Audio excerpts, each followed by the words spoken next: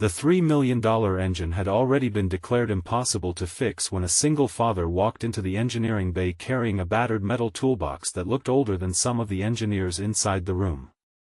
40 minutes later, the entire facility would be silent as the supposedly ruined engine roared back to life, and the man everyone had ignored was the only person standing beside it when it did. If you believe kindness, forgiveness, hope, and second chances can change a person's life, please take a moment to like this video, leave a comment, share it with someone who needs a little hope today, and subscribe to our channel so our community can keep sharing stories that remind us never to judge someone by appearances.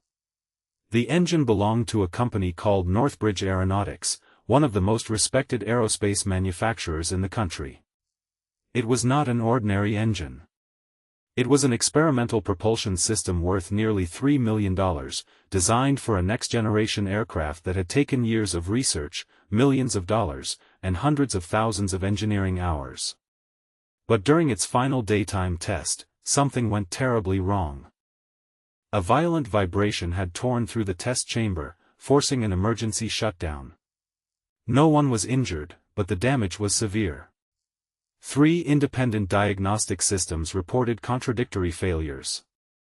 The main turbine assembly showed abnormal wear. The fuel control system was throwing impossible readings. Even the computerized control unit insisted that several components had failed simultaneously, something the senior engineers said should have been practically impossible. For 4 days, the country's brightest engineers attacked the problem. They replaced sensors. They rebuilt the fuel system. They inspected microscopic fractures with specialized cameras. They ran simulations, consulted manufacturers, and even brought in an outside engineering team. Nothing worked. Every attempt either failed or produced a new warning. By Friday afternoon, the executive board was preparing to classify the engine as a catastrophic development loss. The project director, Everett Caldwell, stood behind the observation window staring at the silent machine with a face that looked years older than it had at the beginning of the week. He had built his reputation on solving impossible engineering problems, and now his greatest project was sitting motionless behind reinforced glass. What Everett did not know was that the person who would eventually save the engine had been working inside the same building for almost 6 years, but nobody in the executive offices knew his name. His name was Graham Mercer. Graham was 42 years old, a single father, and a maintenance technician assigned to the lower mechanical floor. He repaired hydraulic systems, ventilation equipment, pumps, service vehicles, and anything else that stopped working. He had no prestigious university degree hanging on his office wall because he did not have an office. He had no framed awards because nobody had given him one. Most days, he wore faded work clothes, carried a scratched toolbox, and ate lunch alone while checking his phone for messages from his 11-year-old daughter, Clara. Graham had once dreamed of becoming an engineer. When he was younger, he had studied mechanical design at a community college while working during the day. But life had interrupted his plans. His wife, Meredith, had died unexpectedly several years earlier, leaving Graham to raise Clara alone. He had stopped attending classes because childcare was expensive and Clara needed him. He chose stability over ambition. He took the maintenance job at Northbridge because it paid enough to keep their apartment, cover groceries, and give his daughter the childhood he believed she deserved. Clara knew her father was smart, but she never understood why he never called himself an engineer. To her, he was simply Dad, the man who could fix a broken bicycle chain before breakfast, repair a leaking sink with 2 tools and a piece of wire, and make a strange clicking noise in the family car disappear when everyone else said it needed an expensive repair. On that Friday afternoon, Graham was repairing a service cart near the lower mechanical floor when he heard a deep metallic vibration traveling through the building. He stopped immediately. It was subtle, almost too quiet for anyone else to notice, but he recognized it. He had spent years listening to machines. Every machine had a rhythm, and when something went wrong, that rhythm changed. He looked toward the restricted test area and asked one of the technicians what was happening. The technician explained that the experimental engine was finished. The engineers had given up. Graham glanced toward the massive test chamber and then back at his toolbox. Something about the explanation bothered him. He asked what exactly had happened during the original failure. The technician shrugged and told him the engine had developed a severe vibration shortly after reaching a certain rotational speed. The computerized system had then reported multiple unrelated failures. Graham quietly asked whether the vibration had appeared before or after the fuel control warning. The technician paused. He did not know. That small detail stayed in Graham's mind. A few minutes later, Graham was walking toward the engineering floor when he was stopped by a security supervisor. He explained that he only wanted to look at the engine, but the supervisor refused. Graham was maintenance staff, not part of the engineering team. The project was classified internally, and access was restricted. Graham accepted the answer and walked away. But he did not stop thinking. That evening, while Clara was doing homework at the kitchen table, Graham sat beside her with a cup of coffee and drew a rough diagram on the back of an old grocery receipt. Clara looked at it and smiled because she had seen that expression before. It was the same expression her father wore whenever something mechanical refused to make sense. She asked whether he had found another machine that needed saving. Graham laughed softly and admitted that he was not sure. He told her sometimes machines lied to people, not because they were broken, but because people misunderstood what the machine was trying to tell them. The next morning, Graham brought his old toolbox to work. He did not have permission to repair the engine. He knew that. But while performing routine maintenance in an adjacent area, he noticed something strange on a vibration monitor connected to the test chamber. The pattern looked familiar. It was not random. It resembled a harmonic resonance he had encountered years earlier while repairing industrial turbines. Graham remembered a machine from an old manufacturing plant where he had worked before Northbridge. The turbine there had produced similar symptoms. Everyone had blamed the fuel system until an older technician discovered that a tiny misalignment in a support assembly was causing the entire machine to vibrate at a particular frequency. The vibration then confused the sensors, making perfectly healthy components appear defective. Graham stared at the monitor. Then he stared through the window at the $3 million engine. He realized the engineers might have been chasing the symptoms instead of the cause. He approached Everett Caldwell and carefully explained his theory. Everett listened, but his expression remained skeptical. He had spent 4 days watching highly trained engineers fail. The last thing he expected was for a maintenance technician with a battered toolbox to solve what everyone else could not. Still, desperation has a way of making people humble. Everett gave Graham 15 minutes. Graham entered the inspection area and did not touch the engine immediately. He walked around it slowly. He listened. He examined mounting points. He checked the mechanical alignment using tools from his own toolbox. One of the senior engineers watched with visible irritation. Graham eventually stopped beside a narrow housing near the turbine support assembly. He asked for a specific measurement. The engineer checked the technical specifications and told him the number. Graham shook his head. He measured it himself. The difference was tiny, less than a millimeter. The senior engineer laughed and said such a small deviation could not possibly destroy an engine of that size. Graham did not argue. He simply asked them to run the diagnostic system again while he monitored the vibration frequency. The test began. The engine remained inactive, but the auxiliary systems powered up. The vibration readings changed. Graham watched carefully. Then he saw the pattern. The support assembly was not simply misaligned. Under heat and pressure, it was shifting slightly, creating a resonance that amplified through the turbine housing.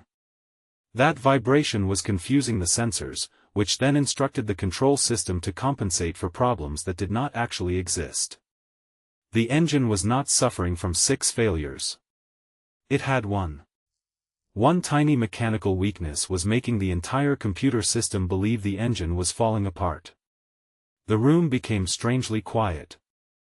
Everett asked how long it would take to repair. Graham looked at the damaged assembly and said he could stabilize it temporarily, but a permanent repair would require a replacement component. The senior engineers immediately objected. The official replacement part would take nearly 3 weeks. The project could not wait 3 weeks. Graham looked inside his toolbox. He had a different idea. He removed an old precision alignment tool he had made himself years earlier. It was scratched and ugly, but perfectly calibrated. Using it, he carefully repositioned the support assembly and added a temporary reinforcement using a high-temperature alloy bracket from an unrelated maintenance inventory. The engineers watched in silence. When Graham finished, Everett ordered another test. The engine started. For several seconds, nothing happened. Then the turbine climbed smoothly. The vibration levels dropped. The warning indicators disappeared one by one. The impossible engine was coming back to life. But just as everyone began to celebrate, a sharp alarm sounded. The fuel control system had detected another fault. The room froze. One engineer immediately declared that Graham's theory had been wrong. Graham closed his eyes for a moment and listened. He did not look at the computer. He listened. Then he walked toward the fuel control assembly and placed his hand against the outer casing. He felt a faint pulse. He told them to shut down the auxiliary pump. They did. The warning disappeared. Graham realized the vibration had damaged a small coupling, not the fuel system itself. Once the original resonance had been corrected, the damaged coupling was now revealing itself honestly instead of being hidden among dozens of false warnings. Everett looked at Graham with a mixture of disbelief and admiration. The senior engineer who had laughed at the millimeter measurement lowered his eyes. For the first time, everyone in the room understood something important. Graham had not fixed the engine because he knew more equations than they did. He had fixed it because he knew how to listen to a machine. But the story did not end with the engine running. That afternoon, Everett called Graham into his office. Graham expected disciplinary action for entering a restricted area and modifying a multi-million-dollar machine without authorization. Instead, Everett closed the office door and admitted something he had not told anyone. He had been considering shutting down the entire experimental program. Years of his career were tied to that engine, and he believed its failure proved that he had lost his ability to lead. He had become so focused on protecting his reputation that he had stopped listening to the people around him. Graham told him that failure did not make him a bad engineer. Refusing to learn from failure would. Everett sat quietly for a long moment. Then he asked Graham why he had never pursued engineering professionally. Graham explained that after Meredith died, Clara became his entire world. He could not afford to chase an old dream when his daughter needed a father who could be there for her. Everett asked whether Graham still wanted to become an engineer. Graham smiled sadly and said that dreams sometimes change shape. He did not need a title. He only wanted Clara to grow up believing that giving up was never the only option. Everett never forgot those words. The following week, he made a decision that surprised the entire company. Graham was invited to join the engineering development team as a mechanical systems specialist, with paid education and a formal path toward completing the engineering qualifications he had abandoned years earlier. But the most important change happened outside the company. Everett arranged a scholarship program for employees' children after learning how many families were struggling with education costs. He named the first scholarship after Meredith, Graham's late wife, because he believed her memory deserved to become something that helped other families. When Graham told Clara, she cried. Not because her father had finally received a better job. She cried because the dream he had sacrificed for her was finally coming back, not at her expense, but because of the life he had built for her. Months later, the experimental aircraft successfully completed its first major flight test. Graham stood behind the safety line with Clara beside him. She held his hand tightly as the aircraft accelerated down the runway and lifted into the bright afternoon sky. Graham watched it climb. Clara looked at him and said she always knew he could fix it. He smiled and told her that sometimes the hardest thing to fix was not a machine. Sometimes it was a person's belief that they were no longer allowed to dream. Everett stood nearby, no longer the distant executive who had once overlooked a maintenance worker. He had become someone who understood that talent did not always arrive wearing a suit, carrying a degree, or sitting behind an expensive desk. Sometimes talent arrived carrying a battered toolbox. Sometimes wisdom came from someone whose life had forced him to choose responsibility over ambition. And sometimes the person everyone overlooked was the very person capable of saving what everyone else had already given up on. The $3 million engine became successful, but Graham's greatest victory had nothing to do with the machine. It was the moment his daughter looked at him with pride. It was the moment he realized the dream he had buried was never truly dead. And it was the moment Everett learned that leadership was not about being the smartest person in the room. It was about having the humility to recognize brilliance when it came from someone you had never bothered to notice. Before the story ends, I want you to leave a meaningful comment. What is one dream you refuse to give up on, even when life told you it was impossible? Your words might become the encouragement someone else desperately needs today. If this story touched your heart, please like this video, leave a meaningful comment, share it with someone who needs hope today, and subscribe to our channel so you never miss another emotional journey. Because sometimes the world tells you that you are not qualified, not important, or not good enough. But never forget this: a person's value is not measured by the title on their desk, the degree on their wall, or the tools in their hands. Sometimes the person carrying the oldest toolbox is carrying the newest hope. And sometimes, when everyone else gives up, all it takes is one person who still believes that something broken deserves one more chance.